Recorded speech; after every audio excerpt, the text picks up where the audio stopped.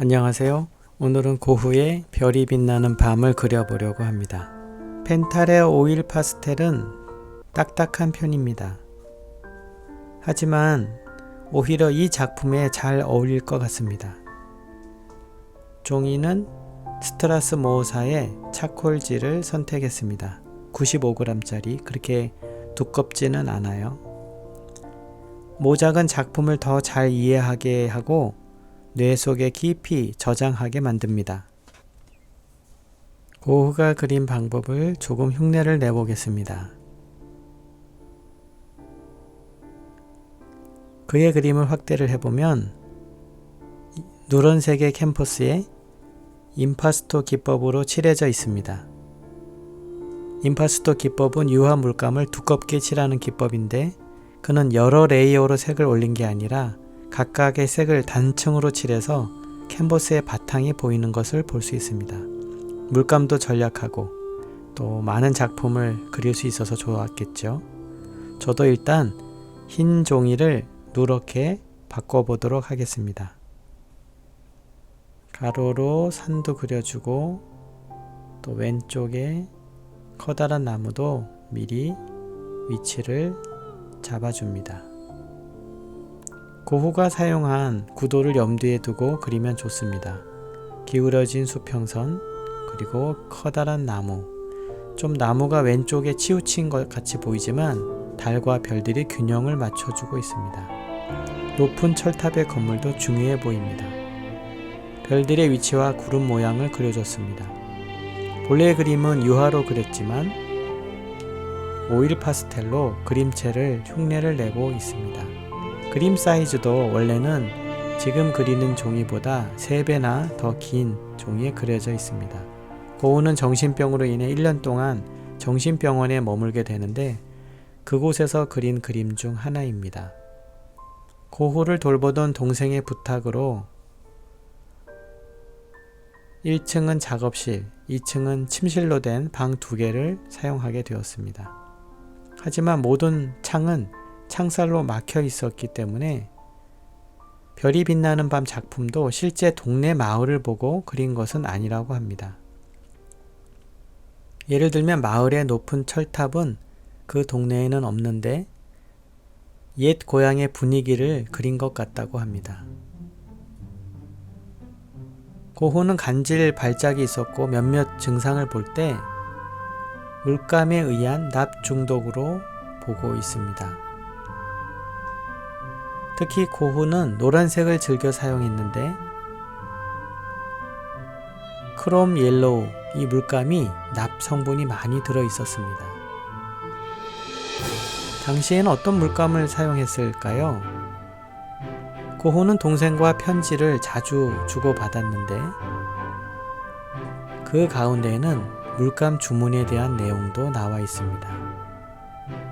별이 빛나는 밤, 이 작품은 1889년에 그린 것인데요. 이미 1842년에 유활 물감이 출시되었기 때문에 튜브형 물감을 주문해서 사용할 수 있었다는 것을 알게 됩니다. 하늘이 움직이는 것 같이 보이는 것이 고흐가 정신병원에 있을 때 그려진 것이라면 납 중독의 증상 중 하나가 환각인데 영향을 주었을까요? 그럴 수도 있죠. 소용돌이 치는 하늘의 모양이 병원에서의 고통을 묘사했다고 생각하는 사람도 있습니다. 고흐가 직접 말한 게 아니라면 알 수 없죠. 아무튼 병원에 있는 동안에 굉장히 많은 작품들을 남겼는데 매일 그림을 그린 것 같습니다. 정말 열심히 그린 걸 알 수 있죠. 그러니까 우리도 열심히 그립시다. 안타까운 것은 그가 생전에 판매된 작품은 단 1개입니다. 붉은 포도밭이라는 작품인데요. 지금 러시아 모스크바 푸시킨 미술관에 그 작품이 있습니다. 별이 빛나는 밤은 영국에, 붉은 포도밭은 러시아에. 둘 작품을 한 번에 보기는 어렵죠. 바로 이 작품입니다. 정말 멋지죠. 동생을 통해 작품을 출품했는데 한 수집가가 샀다고 합니다. 저라도 이 작품을 봤으면 샀을 거예요. 고흐는 요양원에서 퇴원을 하지만 안타깝게도 얼마 안 가서 1890년 권총으로 자살을 하게 됩니다. 형을 무척이나 사랑하던 동생도 충격에 정신병이 있고 6개월 뒤에 사망을 하게 되죠. 고흐의 작품이 널리 알려지게 된 계기는 동생 테오의 아내가 두 형제가 서로에게 보낸 편지들을 책으로 출간하면서부터 많은 사람들에게 알려지게 되었습니다. 암스테르담 고흐 박물관에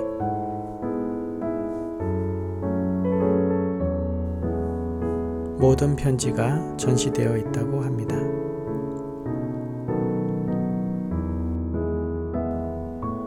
고흐의 그림체를 보면 검고 굵은 선들을 많이 사용하는 걸 볼 수 있지요.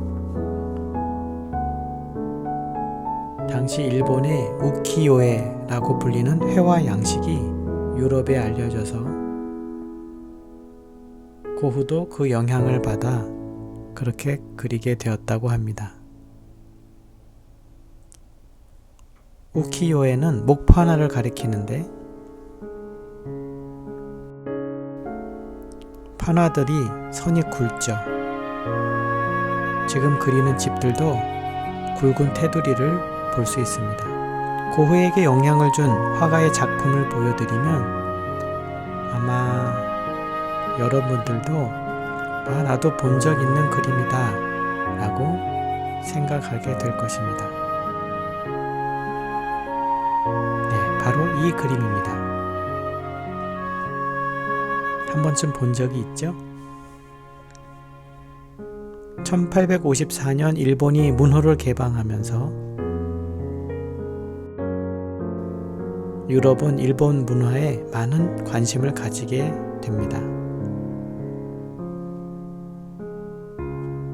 1862년 런던 만국 박람회, 1867년 파리 만국 박람회를 통해서 일본의 우키요에 판화도 유럽에 소개되면서 유럽의 많은 화가들은 일본의 판화들을 수집하고 또 영향도 받게 됩니다. 따라서 고흐의 작품 중에는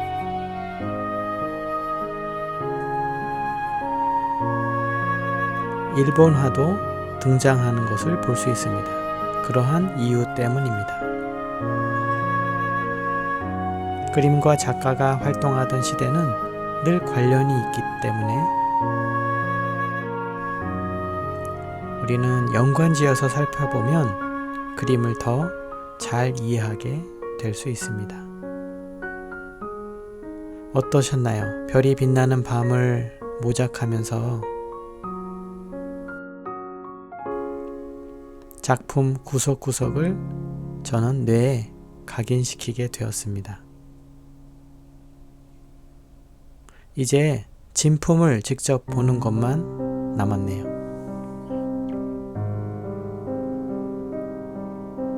명화를 보러 함께 가시지 않겠습니까?